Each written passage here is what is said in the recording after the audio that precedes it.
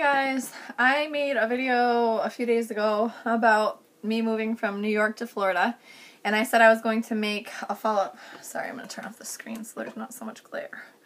I said I was going to make a follow-up video explaining the miserable road trip that it was to get my dad down there. So, prior to my dad leaving, he was just going to drive by himself, and I felt really uncomfortable about that. He had never driven that long by himself.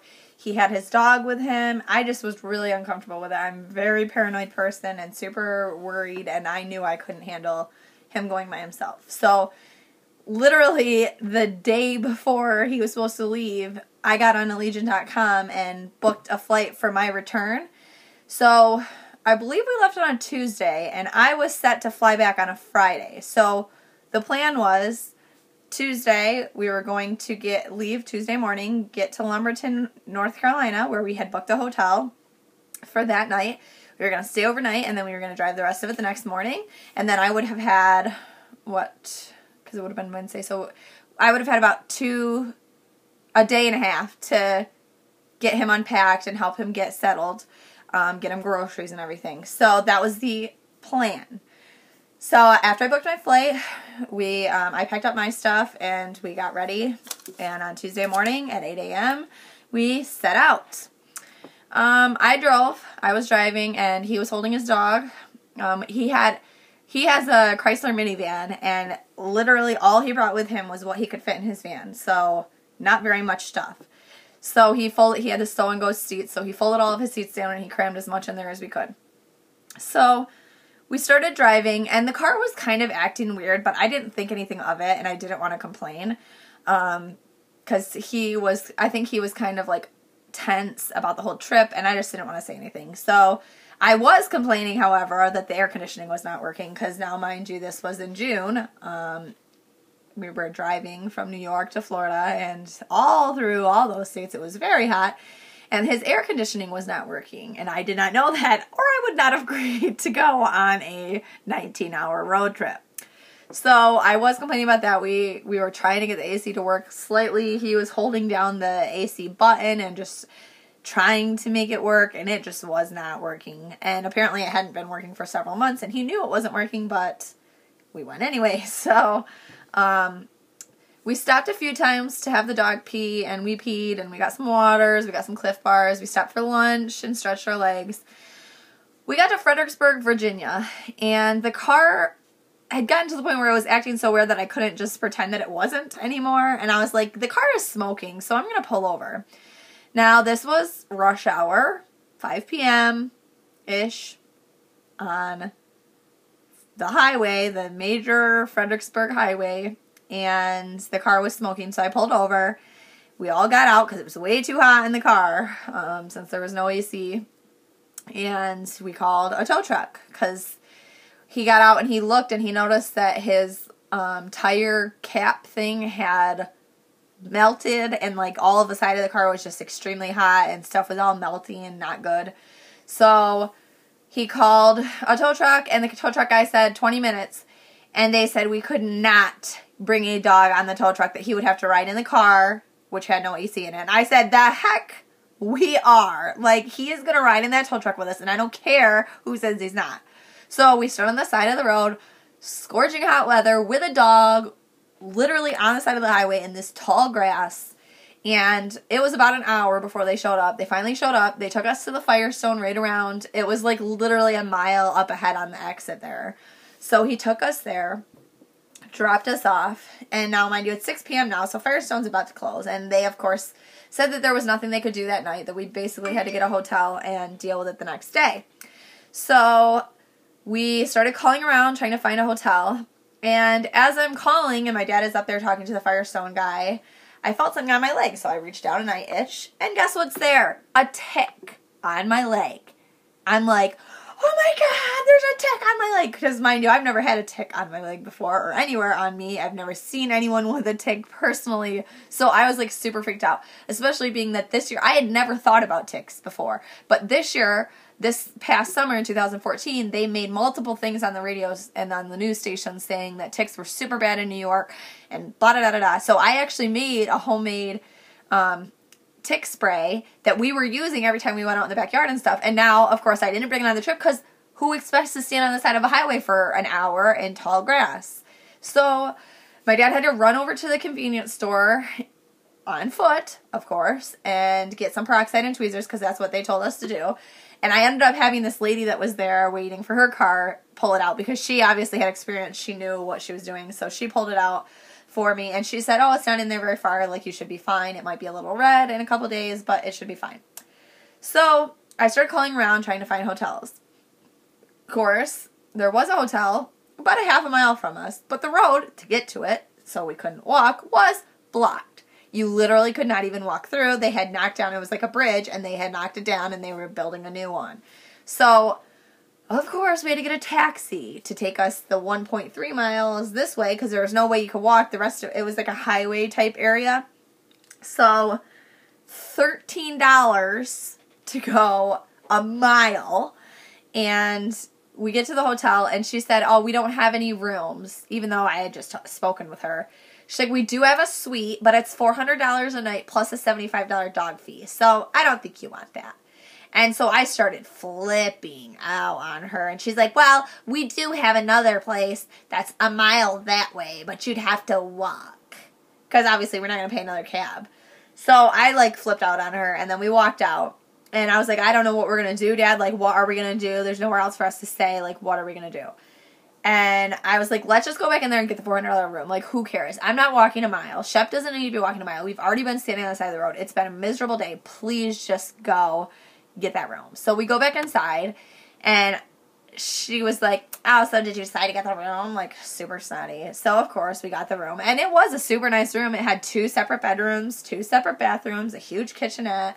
But, like, we didn't need that. All we needed was a bed. Like, get out of here. Like, 2 beds. But, you know what I mean. So then there just happened to be a Wegmans, like, right in the same plaza where our hotel was. So my dad went and got some food for us to eat. We made chicken and asparagus. And he got some Pop-Tarts for the next morning. And by Pop-Tarts, I say Pop-Tarts, but I mean the Nature's Patch organic. Because I can't eat anything that's not organic, and especially with this.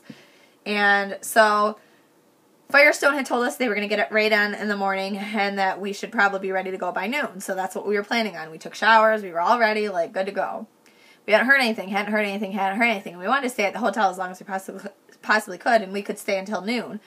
So finally they called, and they were like, well, there's a problem, so maybe you should come over. So we get over there, and they were like, well, this and this and this is wrong, and we need to fix all these problems, and blah, blah, blah. So we got a taxi to there. That's when we got there. Sorry, that's when she explained that. So I'm looking at Shep, and of course he has a tick on him too. For the next day, I found one under his arm, so I pulled that off while we're sitting in Firestone waiting. So it gets to be 6 p.m. And now, mind you, we should have been in Florida by now. Like, we should have been in Florida, and we're still in Fredericksburg, Virginia. We had to cancel the hotel in Lumberton, and luckily they did give us our money back, because I was, like, crying on the phone. I'm like, I am standing on the side of the highway, and our car is broken down, and there's no way I can get there. And she was like, it's fine. Like, we'll take the charge off. It's no big deal. You've used us before. Like, we know you'll come back. By, like, Hotels.com. That's who I used. So, anyways, so 6 p.m., this is on Wednesday. Now, we should have been in Florida at this point. So it rolls around to be 7 p.m. And the girl comes out. The girl who was working on our car comes out, and she's crying. And she is like, I am so sorry, but we cannot do anything for the air conditioning problem. And she's, like, super upset because they'd had the car all day, and they'd been doing all this work. It ended up being, like, $3,500 of work that they did because he had, like, a brake issue, and then it was, like, something had melted, and da-da-da-da-da-da-da, and it was just thing after thing that was wrong with this car, which, mind you, he had just gotten checked out before he left. So I'm running out of time, so I'm trying to speed up here. So we got on the road about 8 p.m., and I was like, we're just going to book it. Like, we're just going to get there tonight. Like, we're not tonight, obviously, because we still had like 14 hours or something of driving. And so I was like, we're going to just book it, and I'm just going to drive through the night. Now, I don't know about you, but when I sit somewhere for a long time, I get tired. So I was already tired. So we were looking for a Chipotle or somewhere organic to eat, and of course there was nowhere, and of course none of the gas stations had Cliff Bars. Why is beyond me. So we stopped a few times to go pee and to let the dog out and da-da-da-da-da. We got to South Carolina and we were like, okay, we need to rest. Like, we are tired. I was the only one driving at this point. So we pulled over in the South Carolina Welcome Center. It was so shady. It was like, I was like, no. So we just went to the bathroom and we tried to sleep for like 5 minutes, and I was like, I'm just not dealing with this. I'm just going. Like, I'm just gonna go. So I get back in the car and start going, and I'm sitting there slapping myself in the face and shaking my arms around and just trying to keep myself awake. And I booked it, and I got through it, and once we got to the Florida Welcome Center is when I finally stopped.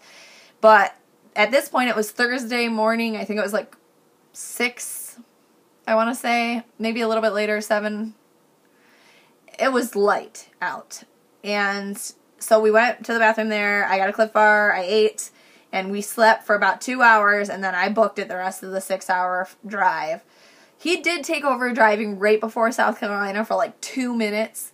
And he was going like this, and I was like, no, I can't, because I was going to basically just rest for like an hour and then get back to driving, but I can't relax when I'm not in control. So I went back to driving, and I really don't know how we made it from South Carolina to Florida alive, because I should have fallen asleep in South Carolina. Like, I was numb. I was so tired, and I just slapped myself, and I'm like, talk to me, play music, like, talk to me. It was rough. So we finally got to Florida. We went into his apartment, got all unpacked, and I had to leave the next morning. So it was kind of a bummer. We didn't get to really hang out or spend any time together. Although, I mean, that trip is going to be something we remember forever. Like, that was a miserable thing, and we went through it together. So as if we weren't already BFF, like, now we're even closer because we experienced that misery. But it did also change things a lot, because he went down there with a lump sum of money that he was planning on using to kind of hold himself over until he got a job and yada, yada, yada. $3,500 of that was gone before we even got there, and then the $475 from the hotel, and just like everything just went wrong. And we were like, okay, maybe we're not supposed to be doing this. Like, maybe this is like the universe throwing signs that we're not supposed to do it. But now, knock on wood, things are good. He's got a full-time job. We have our pre-approval for a loan. We found a few houses. Hopefully, if all goes well, I'm sorry, he keeps texting me. He's actually texting me right now. So, hopefully, he's putting an offer in on one of the houses tomorrow. And if he gets it, the date that Nathaniel and I will be flying down is July 12th. I was looking on Allegiant because I have to wait until he gets out of school, which is like June 26th. And then my sister is actually graduating this year, so I want to make sure that we're here for her graduation from high school.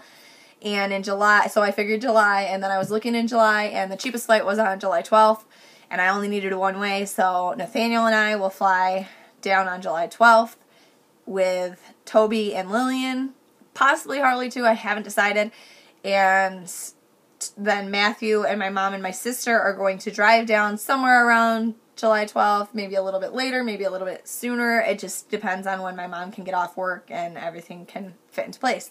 So anyways, I am sorry if I spoke really fast, and I did kind of confuse things. I have like a terrible memory, so when I put things out of order, but basically I got everything in there of what happened and how miserable it was. And yeah, so I will make another update on this whole Florida, New York thing once we get a house. I will let you guys know, and I will give you a definite 100% date of when we are going down. We probably won't go down again to see him until then, so at that point it will have been over a year since Nathaniel has seen him, which makes me miserable. I do talk to him on FaceTime every day, so Nathan does see him, but it's not the same. Like, kids grow up so fast, and to miss out on a year, it makes me, like, so upset. But luckily, we will all be reunited soon, and it's going to be awesome. So, knock on wood again, because I'm probably jinxing myself. But, yes. So, thank you guys for watching. If you have any questions, let me know. Otherwise, I will see you guys for the next update. Bye!